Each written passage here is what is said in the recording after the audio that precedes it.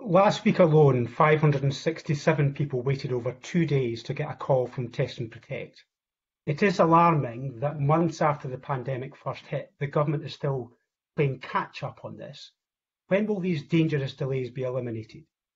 The First Minister says that she expects the current restrictions to make a difference, but the medical officers say that the R number will still stay way above 1.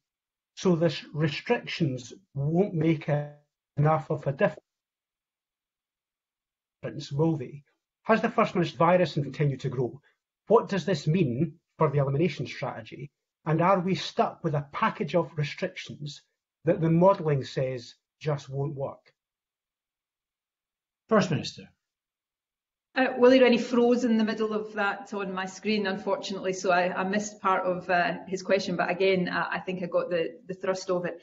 In terms of Test and Protect is working incredibly well. There is a frustration that I have talked about openly over recent weeks. It is improving, but it is still not as reliable as we want it to be, which is the time it takes from somebody being tested through the Lighthouse laboratory network, that test being processed, and the result of that test going into the Test and Protect case management system. That turnaround time is not as quick as we want it to be. That is part of the UK government system, and we are working with them to improve that. However, the performance of Test and Protect from the time a positive test result is notified to individuals being successfully contacted and their phone interview completed is extremely high. Almost 95% of those contacts take place. These are figures for the most recent week.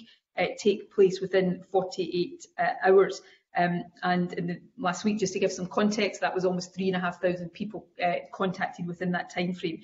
So Test and Protect is working well. I would never stand here and say that there are not improvements we want to make and further resilience we want to build into that system. It is still, on the scale it's operating on just now, a relatively new system, so we have to strengthen it as we go along, and that is happening. But equally, I am not of the view that anybody should be suggesting to the wider population anything other than that is a system that is working well, because we need people to have confidence in it, because it's important that anybody who has symptoms comes forward, gets tested, and then when they are positive and contacted by Test and Protect, or their close contacts are contacted in that way, then the advice to self-isolate is abided by. So we will continue to take the steps to strengthen that and work with the UK government to strengthen the parts that are not within our overall control.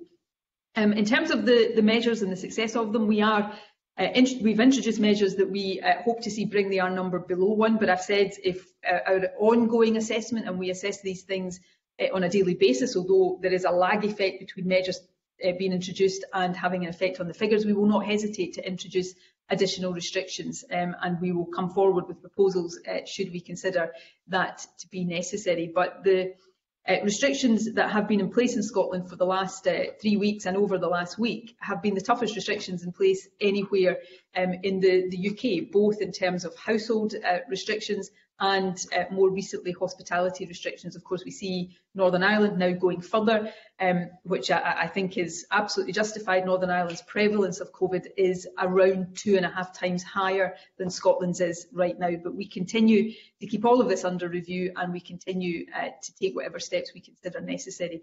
I think Willie Rennie and I are going to, Willie Rennie is going to continue to ask me about the elimination strategy. I'm going to continue to try to explain to him what the elimination strategy is, and he's going to continue to sort of stand up and ask questions, suggesting that he hasn't heard those answers. That's all entirely fine. We haven't given up on an elimination strategy. An elimination strategy is not eradication. COVID can only be eradicated when we've got a virus or immunity at a level that will allow that to happen. What an elimination strategy is that your policies are designed to drive the infection as low as possible. When you are in the period we're in just now, going into winter, that's a harder job than it is over the summer when everybody's still in lockdown. But that objective of driving the infection as low as possible, using this period to try to strengthen the ways we do that while we have temporary restrictions in place, is certainly very much our objective, and will continue to be our objective. And incidentally, partly because of the initiative of the Scottish Government, it is now the stated objective of all 4 UK nations.